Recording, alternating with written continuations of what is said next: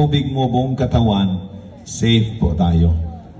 So, kinabukasan, ganun pa rin, nag-session pa rin si Doc sa akin. Yan, talagang tawag ko sa kanya, the Mother Teresa of the modern times. Talagang pinunasan niya yung, sabi ko, ang ganda-ganda ng doktora, ang kinis-kinis, tapos hinipo niya yung sugat ko, talagang para yung pag-touch ba, no? Yung touch niya sa sugat ko, believe na believe ako. Kaya ganyan si Mother Teresa, lahat ng mga gutter people, yung mga walang bahay, mga may sakit, lahat, no?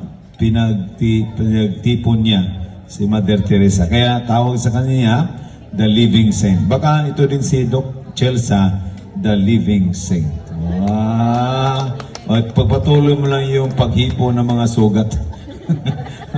Oh, nakita ko sa yung video niya, yung point na nag-cancel yung point, no? May kumakain pa. Okay lang, kaya sa sikmura. Talagang hinipo niya. Grabe, basta ito ganitong apostolate at mission, no? Hindi lang ito kitaan, kung hindi ito ay misyon ni Kristo, no?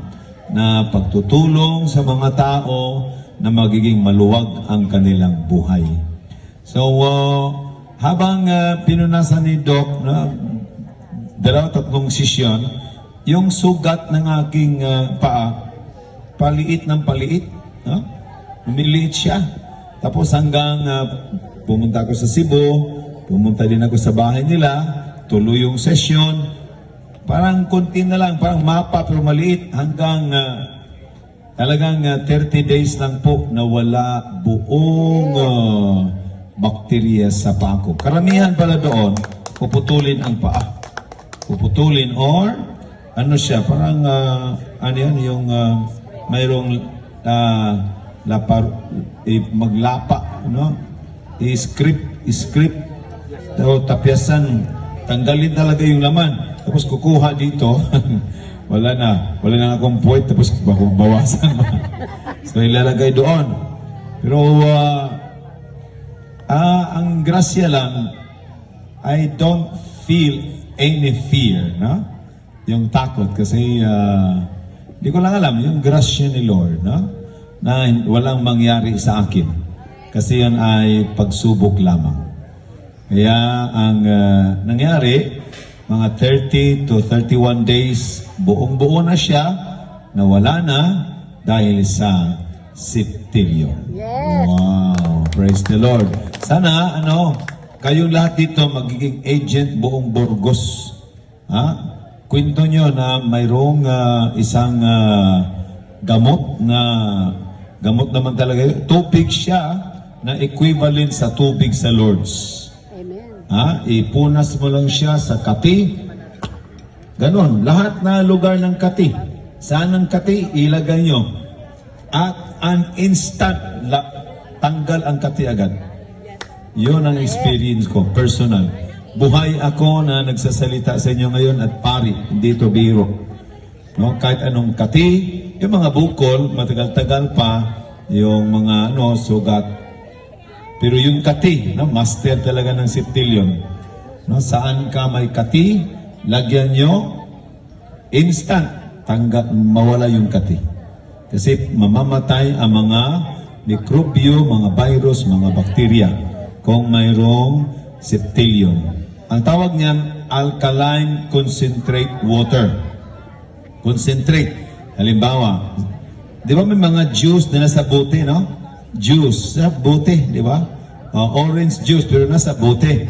Tubig yan, iba niyan eh. Tubig, may halo. Pero sabihin mo yung concentrate, yung nasa prutas talaga, yung tumutulo, yan ang concentrate. Nakuha nyo? Ito, alkaline water concentrate. Ibig sabihin, talagang katas siya. Hindi lang siya ordinaryong tubig. Napaka-powerful niya.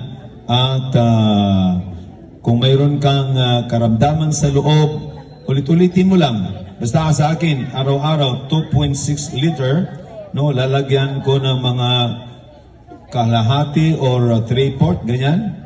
At yun na ang buong tubig ko araw-araw. Tingnan nyo, parang sumiksi ako, di ba? No? Hello, mataba ko dito, malaki ang tiyan, ganyan, tapos ganon. Pero ngayon, sumisiksi. Di ba? Marami na nakras sa akin. Pwede ko nakras sa kanila. No? Makinis. Tapos pumugi. Ganyan. Bumata. Dala lang, hindi joke, ha? Yun ang mga personal experience ko sa Septillion.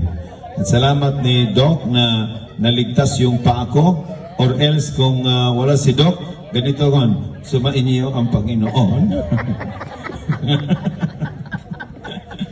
Wala na yung kanang paa, pero hindi yan pentulot ni Lord. Kaya nagpadala siya ng anghel, no? Amen. Through Doc Chelsa Tumangkin. Walapakan si Doc Chelsa, the foundress of Septillion Alkaline Water Concentrate.